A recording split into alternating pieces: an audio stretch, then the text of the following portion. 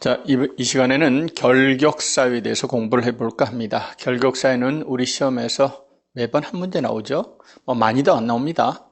딱 한 문제 나옵니다. 두 문제 나온 적 없습니다. 그렇다고 안 나온 적도 한 번도 없습니다. 무조건 기본 할당 한 문제입니다.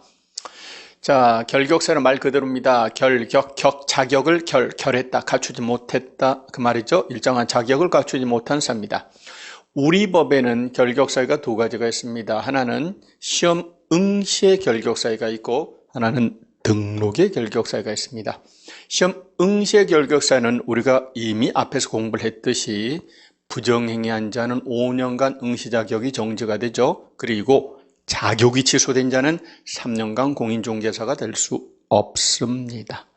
이걸 굳이 붙인다면 응시의 결격사유라고 말할 수 있습니다. 자, 그리고 우리 법 10조에 가서 보면 등록의 결격사유라고 되어 있습니다. 우리가 보통 별말 없는 결격사유는 등록의 결격사유로 이해하시면 됩니다. 지금 이 결격사유에 해당하시는 분들은 중개부 종사할 수 없어요. 등록도 받을 수도 없고 취직을 할 수도 없습니다. 등록의 결격사유에 대해서 한번 알아보도록 하겠습니다. 자, 우리 법 10조에 이런 말을 쓰고 있습니다. 결격사유에 해당하는 자께서는 개공사 등이 될 수 없다. 앞으로 이제 줄여서 말할 때는 개공사 등이라는 말을 씁니다. 경사 등은 개공사, 소공, 보조원, 법인의 사원임은 전체를 합쳐서 부를 때 개공사 등이라고 부릅니다. 개공사 등이 될 수 없다 이렇게 이해하시면 돼요. 자, 그럼 이 말을 끊어서 갑니다. 첫 번째, 결격사유에 해당하시는 분은 개공사가 될 수 없다. 그렇습니다. 결격사자가 등록을 신청합니다. 17살짜리 미성년자가 등록을 신청합니다. 한정치산자가, 금치산자가 등록을 신청합니다. 등록해준다, 해주지 않다, 해주지 않다. 결격사유자는 개공사가 될 수 없다니까요. 돌려보내는 거예요. 등록의 요건이라고 말할 수 있습니다. 결격사유자는 등록을 받으실 수가 없어요. 뿐만 아니라 이 양반이 개공사가 됐어요. 결격사에 해당하지 않아서 개공사가 됐는데 어느 날 사고가 터지는 바람에 결격사에 빠졌습니다. 개공사가 결격사에 빠졌습니다. 그런데 결격사자는 개공사가 될 수 없다고 했으니 그분의 등록은 유지된다, 취소해야 된다. 그렇죠. 취소해야 됩니다. 개공사가, 업자가 결격사에 빠지면 반드시 등록을 취소해야 됩니다. 절대적 등록 취소 처분 사유다. 이렇게 이해하시면 됩니다. 절대적 등록 취소 처분 사유에 해당합니다. 자, 그런데 예를 들어서 공인중개사인 개공사 갑이 결격사에 빠졌으면은 반드시 등록을 취소해야 됩니다. 봐주고 이럴 재량의 여지가 없어요. 법인이 결격사에 빠졌다니까요. 그렇다면은요, 반드시 등록을 취소해야 됩니다. 절대적 등록 취소 첨사에 해당합니다. 근데 주의하시겠어요. 법인을 이끌어 나가는 법인의 무한책임사원 임원이 결격사에 빠졌습니다. 원래는 말입니다. 법인을 이끌어 나가는 무한책임사원 임원이 결격사에 빠지면 법인 전체가 결격사에 빠진 것이 돼서 법인 전체 등록을 취소해야 됩니다. 그런데 사원임원 한 사람 때문에 법인 전체 등록이 날아가는 건 너무 가혹합니다. 그래서 구제 규정을 두고 있습니다. 그 자를 2달 이내에 해소를 시킨다면 등록을 취소하지 않습니다. 다시 한번요. 법인 자체가 결격사에 빠지면 반드시 취소해야 돼요. 그런데 법인의 무한책임사원 임원이 결격사에 빠졌다. 이때는 2달을 기다려줘요. 2달 이내에 해소하지 않으면 그때는 법인의 등록을 취소하는 겁니다. 자, 이어서 결격사유는 어떤 효과를 가져오는가 봤더니 결격사에 해당하는 자는 개공사는 물론 등도 될 수가 없다라고 했죠. 등도 될 수가 없다니까요. 소공도, 보조원도, 무한책임사원 임원도 될 수 없어요. 따라서 시험과 설정을 딴 공인중개사가 있습니다. 또는 떨어진 일반인이 있습니다. 보조원이 되고자 합니다. 또는 소속 공인중개사가 되고자 합니다. 만약에 그자가 결격사에 해당하면 등도 될 수 없으므로 취직 자체가 된다 안 된다? 안 된다 그 말입니다. 그러므로 결격사유는 중개업의 종사 요건이라고 말할 수 있습니다.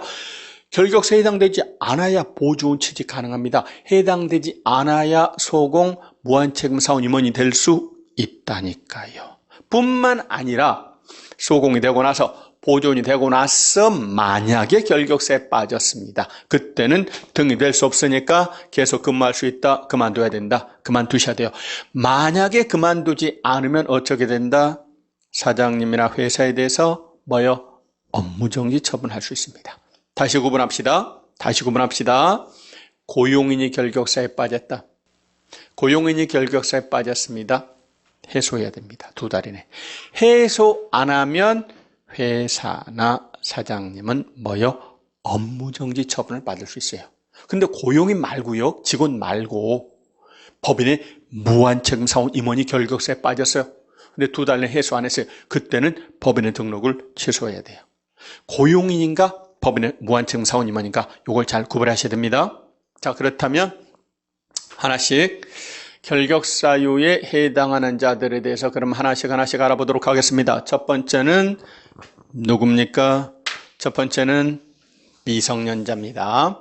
미성년자는 몇 살입니까? 만 19세 달하지 아니한 자. 그렇죠?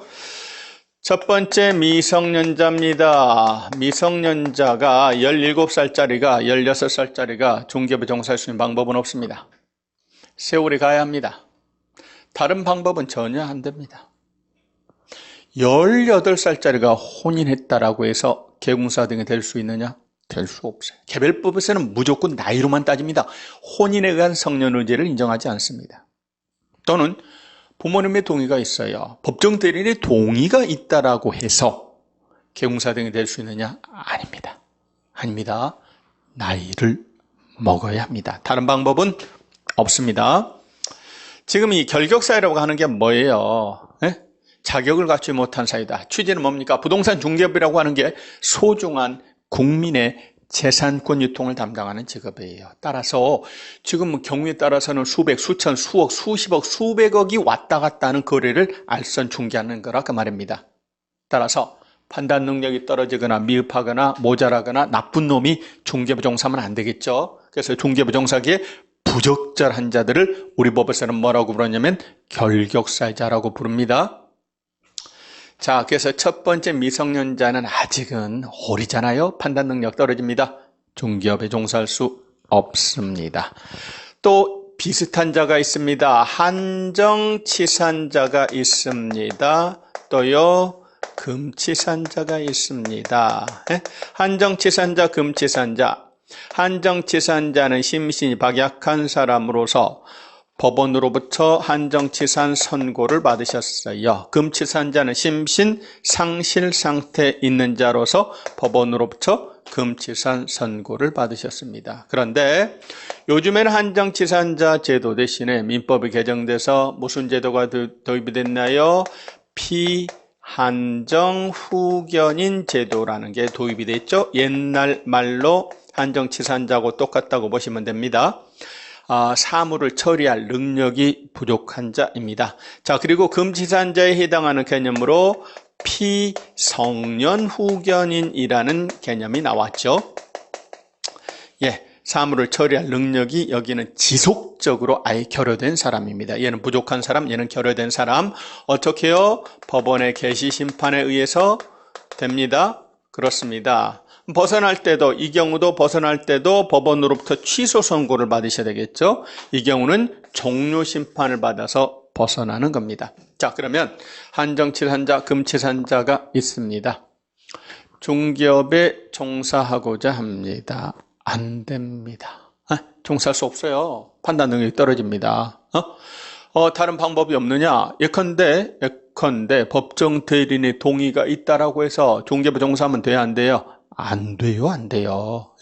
또는 시간이 좀 흐르면 되느냐? 예를 들어서 법원으로부터 한정치산 선고받고 5년 지나면 중개업에 종사할 수 있냐? 안 된다니까요. 시간으로 해결하지 않습니다. 그러면 어떻게 해요? 중개업에 종사할 수 있냐면 그 상태를 벗어나야 됩니다.